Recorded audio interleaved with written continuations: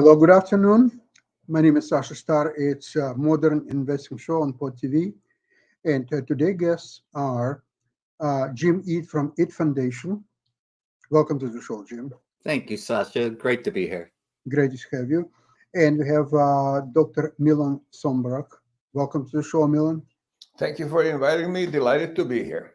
And Milan, I would like you to introduce our first guest for the first time. It's your contact. Thank you so much. Please introduce Ram Amber. Delighted to do that. So, where is Ram now? Where is his image? Here Yeah, we go. Ram, I'm going to introduce you. Ram is married to my wife's best friend. They have known each other since they were teenagers, and they still get together on a regular basis. You know, that poem says, make new friends, but keep the old. The new are silver, the old are gold. So Rosie's gold friend is married to Ram. And so Ram, I used to say that Ram is the world's leading expert on Ram Angot, but he said that's wrong. His wife is the world's leading expert. And Ram used to be in risk management with the Royal Bank of Canada. So interestingly, I keep talking against investing in individual stocks. I'm quoting David Svensson, who said that there's almost no chance that you can beat the market as a whole. And of course, Svensson is not counting on market wizards like Sasha Starr is or James Ead is, because some people do it, but not many. Most don't. And Ram is actually going to talk against investing in the stock market at all in the first place. Better places. So I have invited him here to talk to us about why he is against the prospect of investing in the stock market. And so, as I said, he was with risk management with the Royal Bank of Canada. And Okay, it's very experimental idea to talk about not investing in stock or in a program that is modern investing and exactly. talking about investing in individual stock. However, let's do it. Okay, Yeah. Ram, the floor is yours. Well, first, I'm sort of bushwhacked by the question. So let me get my wits together. Now, realistically, I'm not against investing in the stock market. I'm only against my investing in the stock market. And I don't know if that's what you meant. But the stock market is a necessity for economies to prosper. And without a stock market, in our form of capitalism, we will not prosper. So I'm very much a supporter of investing in stocks and securities and so on. Investing for me at this point and my wife is not the best thing. And that having said that, I thought I would say I'm investing in GICs, guaranteed investment certificates, until it occurred to me that, hey, maybe I'm not investing. Maybe I just bought GICs, and investing is a term not applied to GICs. So I went and looked at a dictionary shortly before I showed up here at the meaning of invest or investing. And it says to place the money in a vehicle with expectation of profit or growth.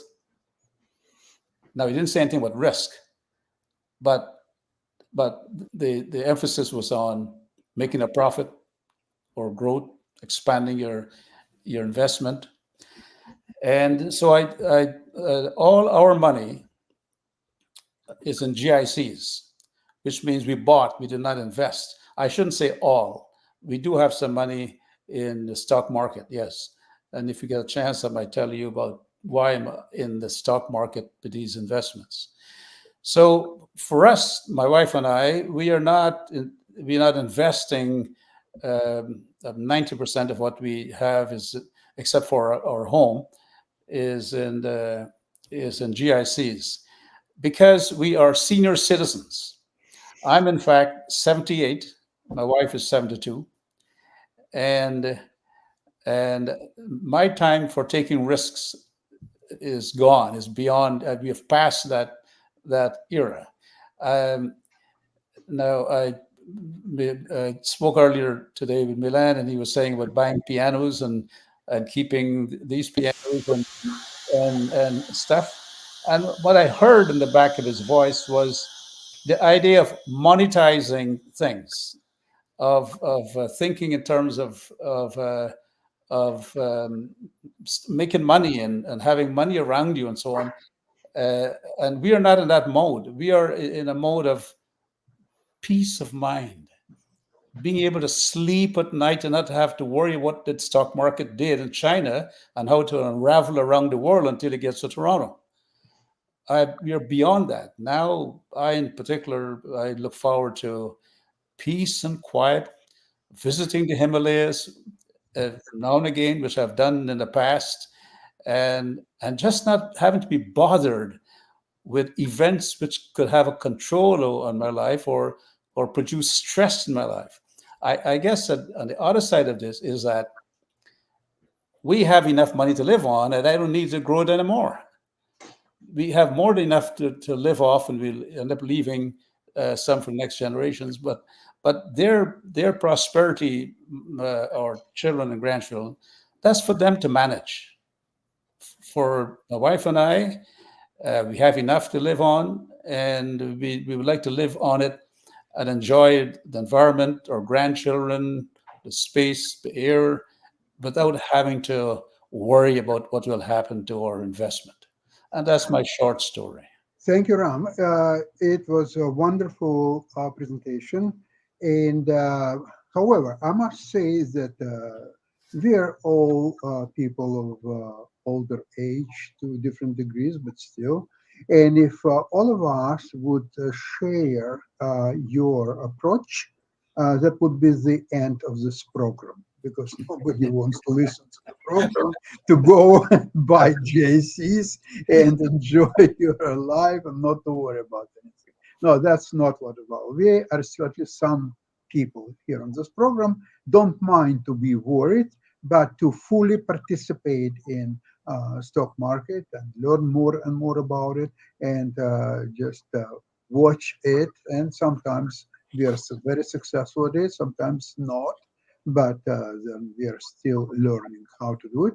Although each of us has a so-called core portfolio, which is obviously solidly in high yield dividend paying stocks, and fund portfolios where we have more adventurous approach and we have more risky asset class. Jim, would you please would like to address your philosophy? Yes, I have a core portfolio that manages the risks that is best as you can in this day and age, and has been extremely good for my wife and I. And I also have a fund portfolio, which I have and manage myself, and is mostly for my amusement. I love to be interested in what's going on in the world, what the repercussions of what's going on in the world might have for companies.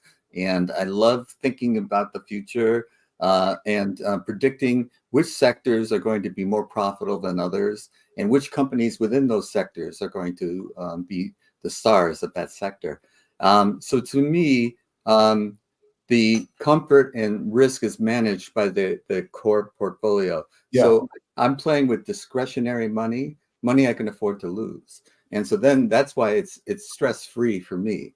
Although I must say, when the stock market is all red, I'm not as happy as when it's all green, of course. But that's my approach. And it's something that I recommend if you're interested to do it. If it's fun, do it. But to take care of yourself and to have something that you can afford.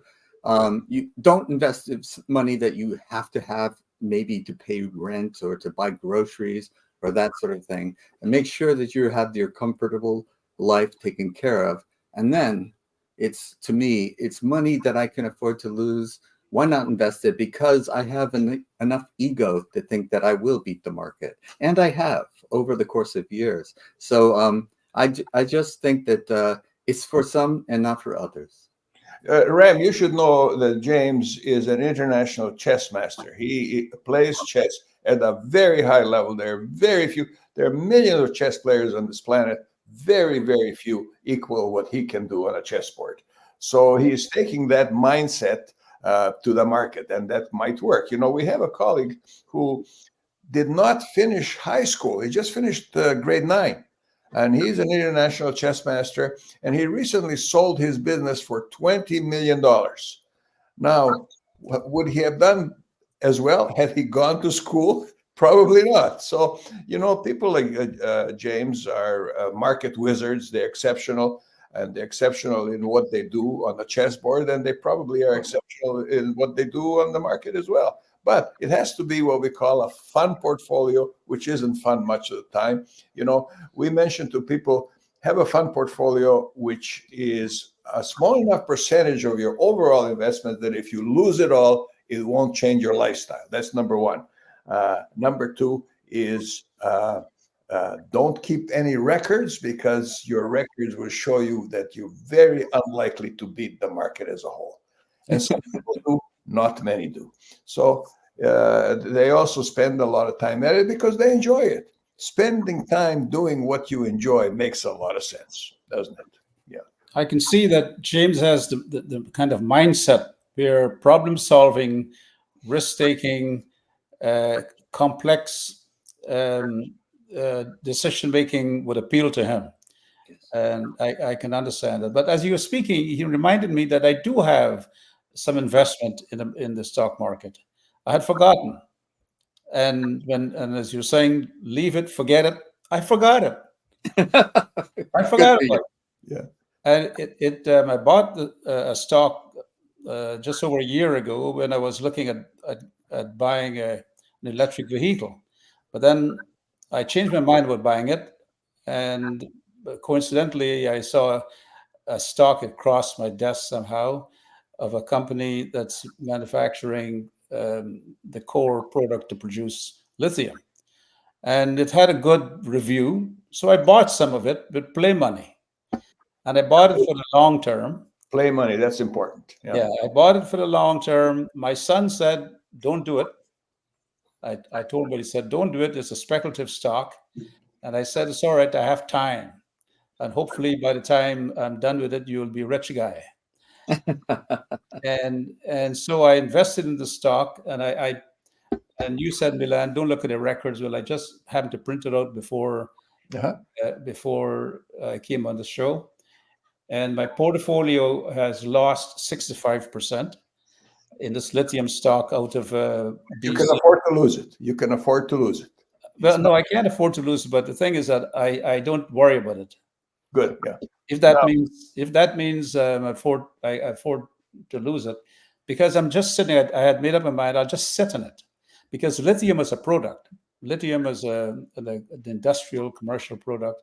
I still feel has great potential, and so I bought it with the expectation of sitting on it, writing it out, and see where it goes. I don't even look at the price. I rarely ever look at the price. I just know it's underwater. And then I did buy around the same time another stock in the utilities for the dividend. I bought it it had over 6% dividend yield, and I bought it. The stock price is down now, just about 10%, but it's still been providing me with a very good yield.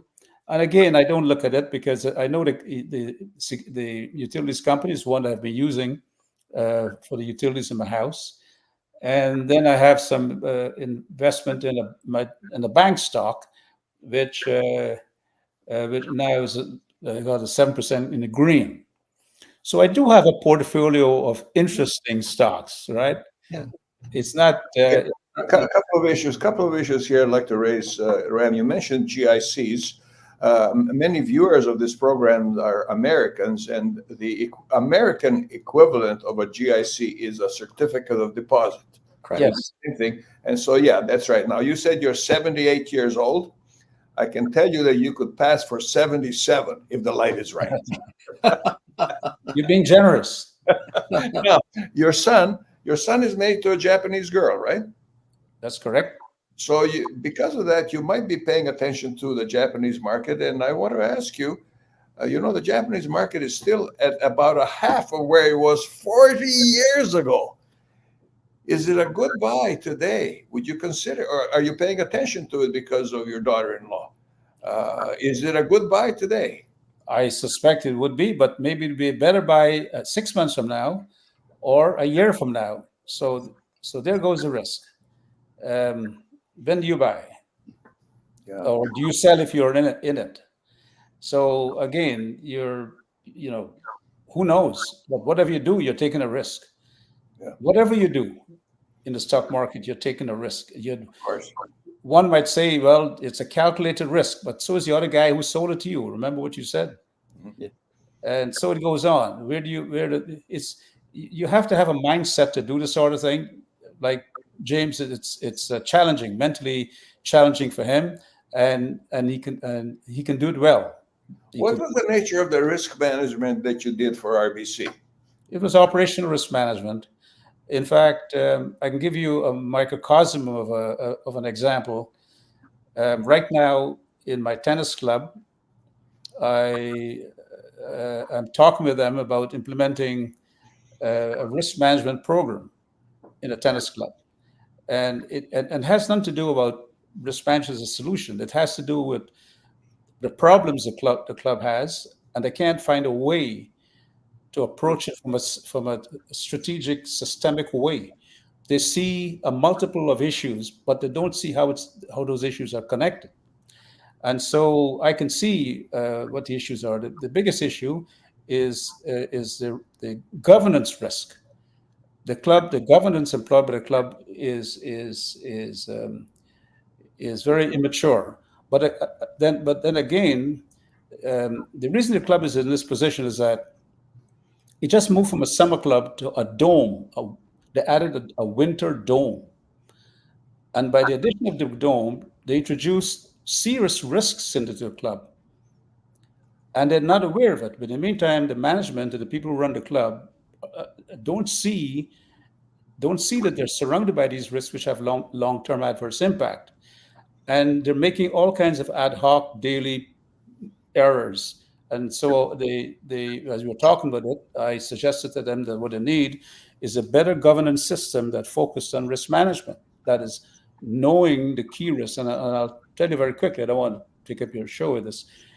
The biggest risk which didn't occur to them was the city risk, because the city has a license agreement to provide the tennis club with the land on which it operates.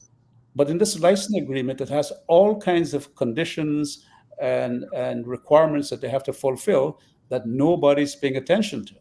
And the risk, I said to them, the risk is that if you don't comply with these requirements as it's stated in there, one day the city may come along and say to you, you know what, we have an application for the Ministry of Parks and Recs who are looking at this land, and you guys have not been complying, you have not been involving the community in the tennis club, you haven't been doing so and so and so, you know what, maybe it's time that we take back this land and put it to better economic use. And especially since this club, this area here, is the higher economic end in Hamilton. So Hamilton is the area I live in. So there are these risks, and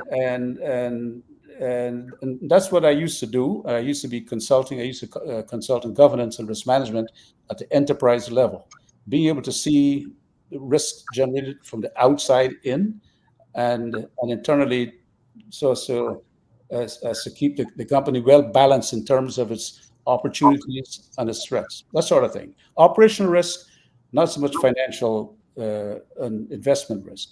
Though, as the show goes on, I may tell you about an experience I recently had in dealing with people who sell investments, who don't do it, who make a living out of cheating their customers. Okay, please continue. Well, I wanted to say that the governance being immature reminded me of the chess governance. I was on the boards of both the National Governing Organization and the World Governing Organization, and most governance organizations can be described that way.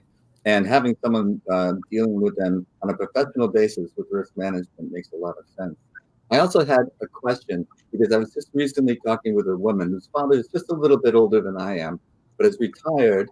He lives in his condo, which he's paid for, but his only income is the Social Security.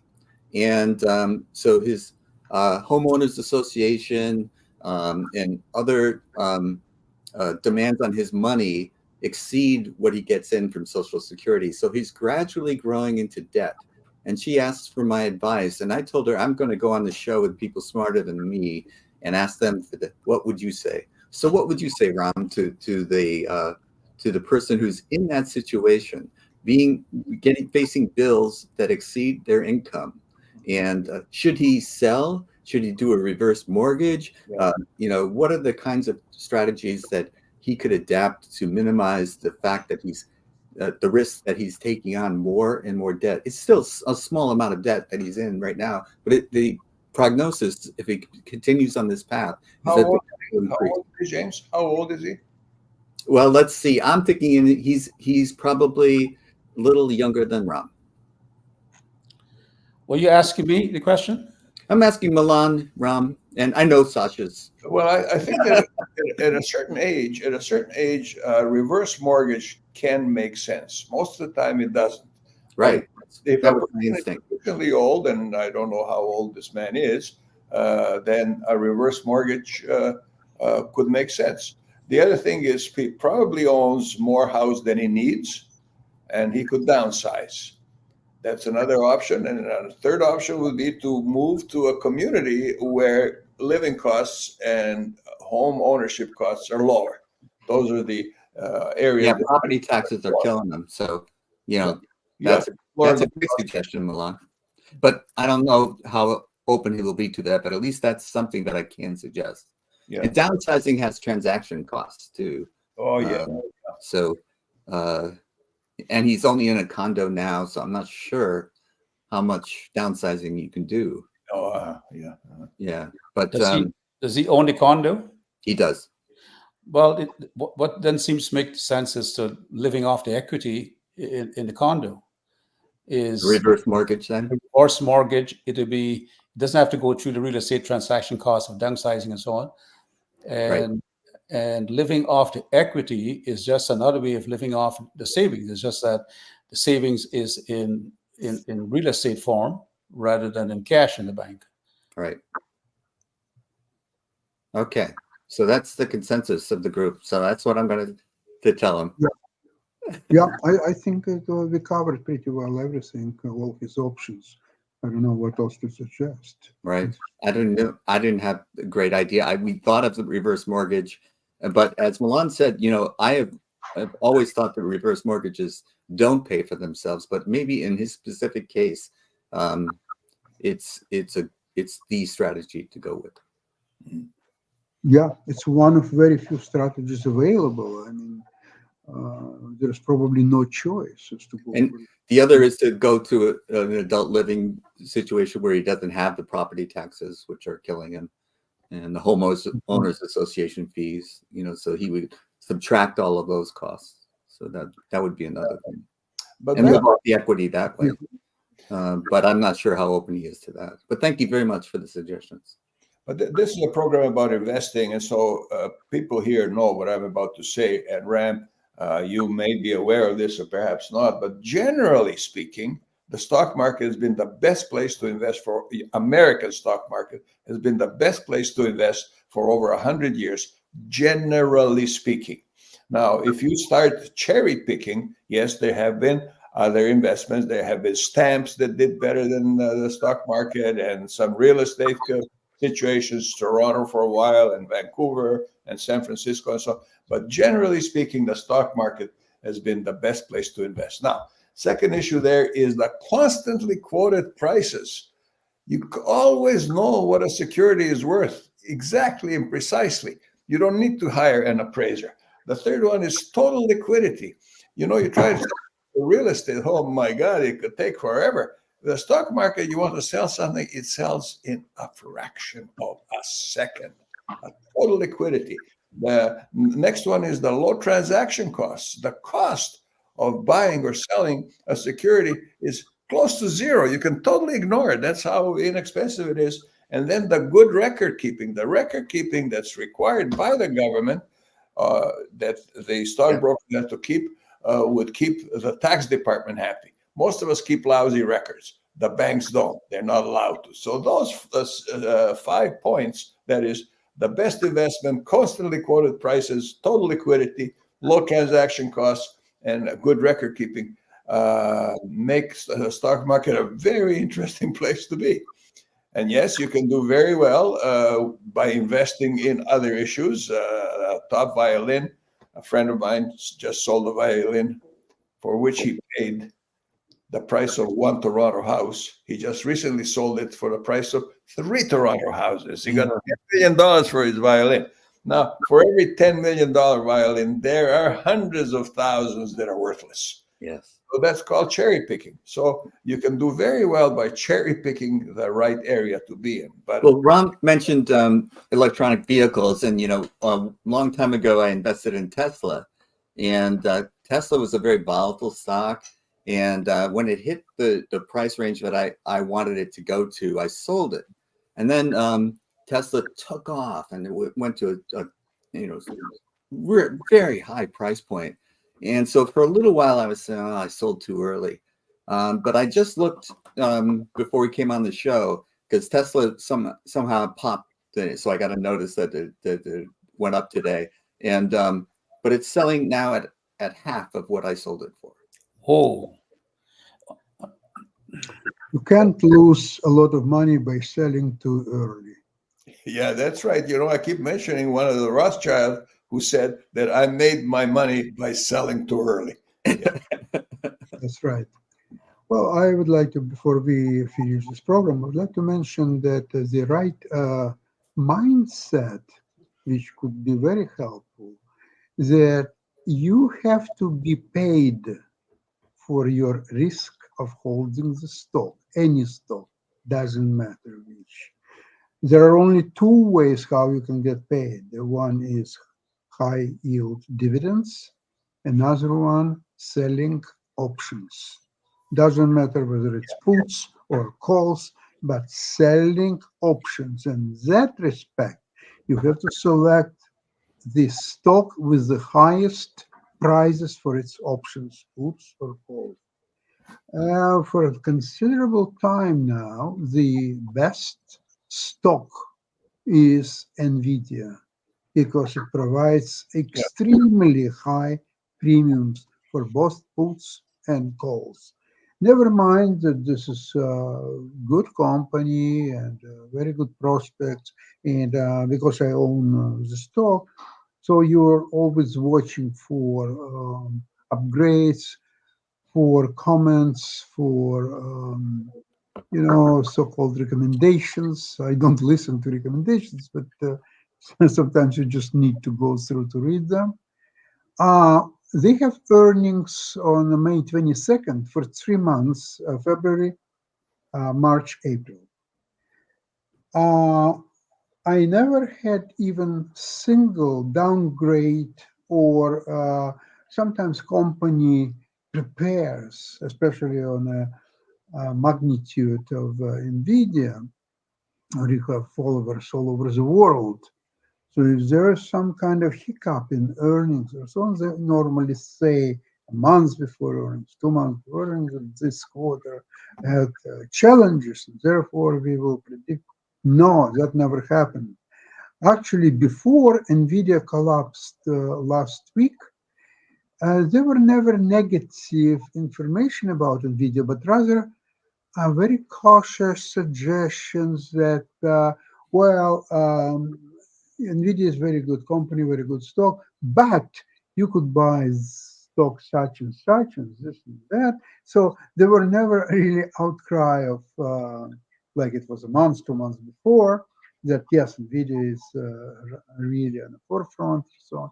It was a very cautious situation. And when NVIDIA collapsed, I have no other words, on Friday, lost 10% in one day. If that's not collapse, then what is? Okay, that happened. So immediately on Monday, There were tons of recommendations that NVIDIA is the best stock ever, that it has such a wonderful prospect, that it will go to $1,000 a share, $1,200 a share, $1,600 a share. Just pick and choose. Of course, at that price, this was 1767. At that price, anybody can buy NVIDIA. There's no doubts, and it didn't stay there, as you know. It went north of 800, where it is now, although it's slightly down today, but it's still north of 800.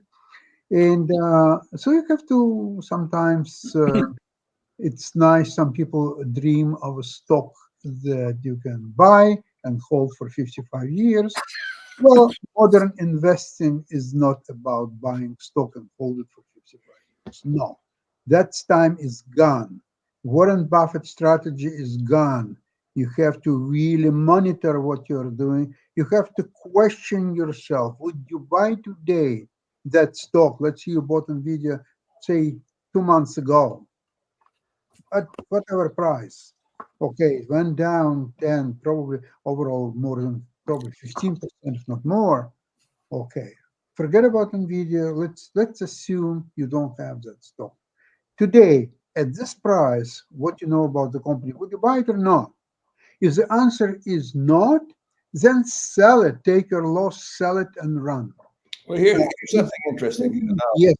something interesting. First of all, Ram, you should know that Sasha is also a very highly ranked chess player. So these guys, people like Sasha and James, are people with a mind, unquestionably. And so maybe they can take those talents to the market. But now, Thank you. Sasha is investing in dividend-paying stocks, and there's a group of stocks called dividend aristocrats. Aristocrats have been paying an increasing dividend every year for 20 years or more. There are not many of those, but there are portfolios made up of dividend aristocrats, and they have done only half as well as the U.S. market as a whole. The U.S. market as a whole, generally speaking, has been the best investment anywhere for over 100 years. Bill, I would like to add something to it. What I'd like to add is that the high yield dividend stocks is a great alternative to GICs or just to any other passive investments because GICs are paying, say, 5.5%. The high yield dividend stocks are paying 8, sometimes 9%. So you're getting much more money this way. And there is another thing is that if indeed someday the interest rate will start going lower, They it happen this year, but may not. But let's see that maybe after election or whatever time they will go down. Then these stocks will have a great run because if the JCs will start paying instead of 5 only 4% or 3.5%, and high yield dividend stock is paying 9%, you're gonna liquidate all your JCs and going into high paying dividend stock and collect 8-9%. I'm pretty sure about that. And there are $7 trillion. It's the lowest estimate what I've heard lately. $7 trillion, of course, US, on the sidelines. And once interest rates will start going lower, where this money will go? They will go into stocks. There are simply, maybe some money will go into violence and Tianos, but most of the money will go into stocks. Let's agree on that. Okay? Well, let's count NVIDIA as one of the stocks I sold too early because but I'm happy with the price that I got for it. But the other thing is that corporate earnings are still just remarkably good in general in the U.S. market. And the one thing that I think is holding the economy back is the Feds have not cut the interest rates yet.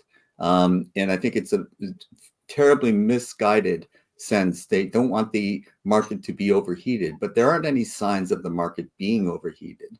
What they signs of customer demand still growing. People have the ability to pay for products, and companies are getting record earnings. This is a good economy, a robust economy. It has rebounded from the COVID pandemic better than any other country in the world. All of us suffered inflation. It was a global pandemic, a global inflationary period. And they're fighting the inflation with outdated techniques. What they need to do is lower the interest rates, allow startups to come in and compete. And when the startups come in and compete, then you will see prices come down. And this will be what they want to cause the inflation rate to go down. But they're standing in the We will never have zero interest rates as we did a while ago. We hope not. But certainly interest rates need to come down and will come down. The question is when, but they will come down and the market will respond instantly. What's your view on interest rates, Rand? Well, about 9 months ago, when I was looking at renewing GICs, I had to consider what term to put these GICs in. So the best advice from my banker was that rates would go down rather than anything else. And so I should take advantage of the rates at that point and even term them out to 3 years. But as we have seen, the rates haven't gone down. They're stable. And I saw a report the other day suggesting that they may even rise now. And so, you asked me what's one's view on interest rates. Who knows? There are all these pundits and scientists who look at this stuff every day, and you tend to believe and agree with them, but who knows? And we just released the two-year note, and there's a tremendous demand for it. We're now currently releasing the 10-year note, and there's going to be a tremendous demand for it. So, I agree with who knows. If you look, interest rates are a function of economic activity and optimism and pessimism and about government policy and so on. But they're also subject to international events about the prospect of war, the depletion that war creates, and so on. And so if we look at the global environment now, just 2 weeks ago, people were talking about World War III. And if we take that seriously, then we will start. In fact, we took it seriously, and my wife and I went out and stocked up on some food for the pantry. And so, how do you factor these macro events that affect rates and stock prices and stock markets?